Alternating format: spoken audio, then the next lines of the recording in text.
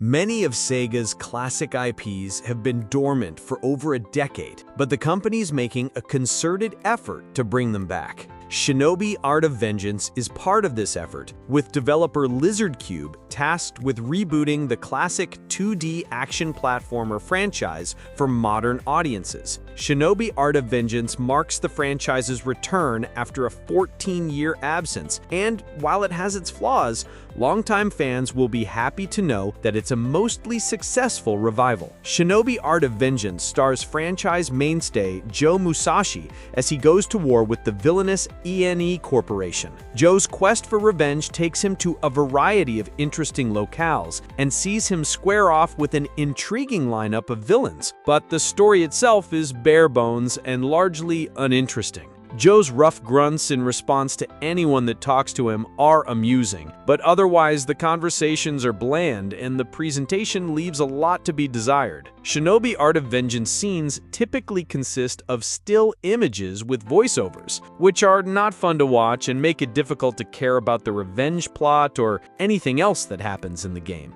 It's a shame that Shinobi Art of Vengeance didn't invest more in its cutscenes, because its strikingly gorgeous art style would have elevated the story if it were in motion. It's a missed opportunity, but at least Shinobi Art of Vengeance looks fantastic during gameplay. The vivid backgrounds are incredible and help give the game a sense of scope that some other 2D side-scrollers lack. The character animations are like an anime come to life, with Joe's movements looking especially impressive. Shinobi Art of Vengeance expands Joe's arsenal. Shinobi Art of Vengeance gives Joe what is likely his largest moveset to date, with fresh new abilities added as the game goes on. The basic combat system is a mix of light and heavy attacks typical of the genre, but players can mix things up using Joe's magical Nimpo attacks that can inflict a great deal of damage when used at the right time against the right enemy.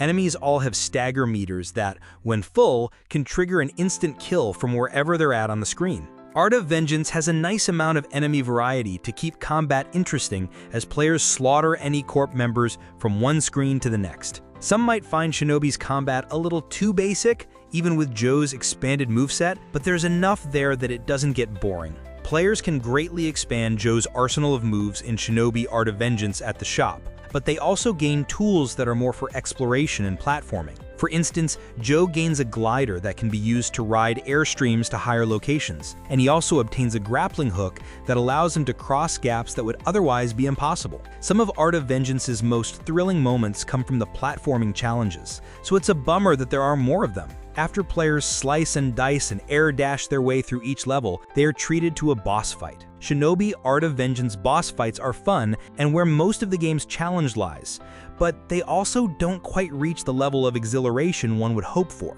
The fights are too simple, so while players may die a time or two, they'll figure out the attack patterns and be able to kill the bosses with little additional effort. The general lack of challenge is Shinobi Art of Vengeance's biggest drawback, and while the game is still plenty entertaining from start to finish, its simplicity is what ultimately holds it back from reaching its full potential. Shinobi Art of Vengeance features only the best elements of Metroidvania games. While I wish Shinobi Art of Vengeance was tougher, it's still a solid 2D action platformer. It looks great, controls great, and has some spectacular set pieces. It also has a rather unique structure that I wouldn't mind seeing other games copy in the future. Shinobi Art of Vengeance is not a Metroidvania, but it does still retain Metroidvania elements. Like a Metroidvania, there are areas players can't reach until they get a tool later on, but these are always optional and do not prevent players from progressing the main story.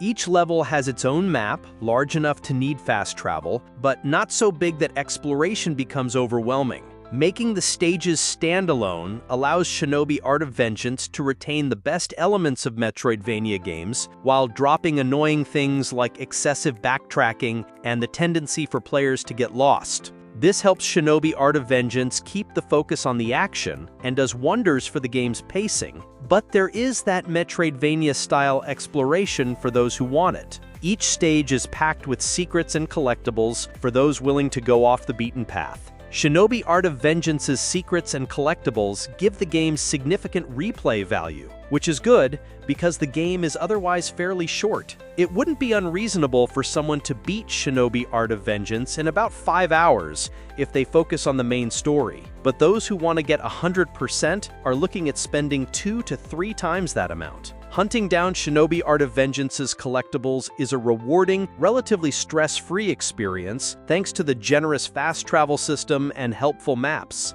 and it gives players an excuse to continue enjoying the game's fast-paced combat after the credits roll. If Shinobi Art of Vengeance was more challenging and had more depth to it, it would potentially be the best game in the franchise to date. As it stands, Shinobi Art of Vengeance is still a mostly triumphant return that will keep genre fans thoroughly entertained while it lasts, and it would be great to see a follow-up that builds on its foundation to create something even bigger and better.